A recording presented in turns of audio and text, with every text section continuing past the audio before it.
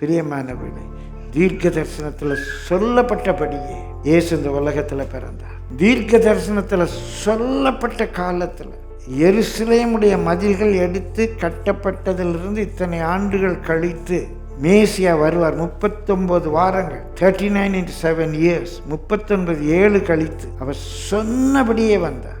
சொன்னபடியே என்றைக்கு அர்த்தசஷ்ட ராஜாவால் எருசலேம் மதில்கள் எடுப்பித்து கட்டப்படுவதற்காக கட்டளை பிறந்ததோ, சரியாக 383 ஆண்டுகள் கழித்து அதே பஸ்கா பண்டிகை அன்று, அநேகருடைய கணக்கு பஸ்கா பண்டிகை அந்த பண்டிகை அன்னைக்கு தான் அந்த ராஜா நெகேமியாவுக்கு அந்த பெர்மிஷன் கொடுத்தாங்கிறாங்க. அதே பஸ்கா பண்டிகை அன்றைக்கு மேசியா சங்கரிக்கப்பட்டார்.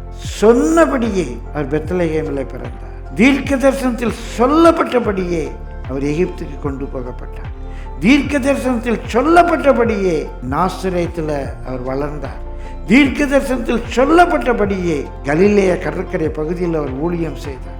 தீர்க்க தரிசனத்தில் சொல்லப்பட்டபடியே அவருடைய வாழ்க்கையில் மரித்தோர் உயிரோடு எழும்பினாங்க, குருடர் பார்வை அடைந்தாங்க, ஊமையர்கள் பேசினாங்க, தரித்திரருக்கு சுவிசேஷம் பிரசங்கிக்கப்பட்டது.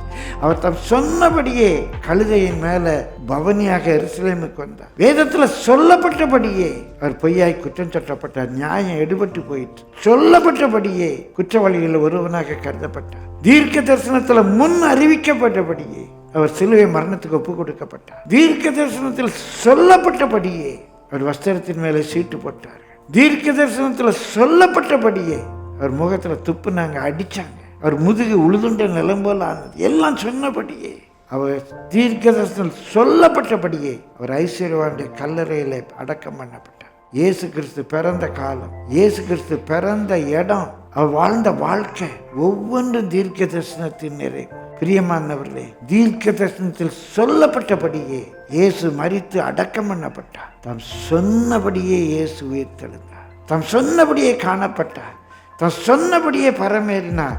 தாம் சொன்னபடியே பரிசுத்தாவியை பொழிந்தருளினார். தாம் சொன்னபடியே இன்றைக்கு நம்மோடு கூட இருக்கிறார். அவருடைய பிறப்பு தீர்க்க தரிசனத்தின் நிறைவு, அவருடைய வாழ்க்கை தீர்க்க தரிசனத்தின் நிறைவு, அவருடைய பாடு, மரணம், அடக்கம் பண்ணப்பட்டது, வஸ்திரத்தில் சீட்டு போட்டது, எல்லாம் தீர்க்க தரிசனத்தின் நிறைவு. எப்படி சொல்லப்பட்டபடியே பிறந்தாரோ, எப்படி சொல்லப்பட்டபடியே மரித்து அடக்கம் பண்ணப்பட்டாரோ, எப்படி தான் சொன்னபடியே உயிர்த்தெழுந்து பரமேறினாரோ, இயேசுவின் நாமத்தில் சொல்கிறேன், அவர் சொன்னபடியே திரும்பி வருவார்.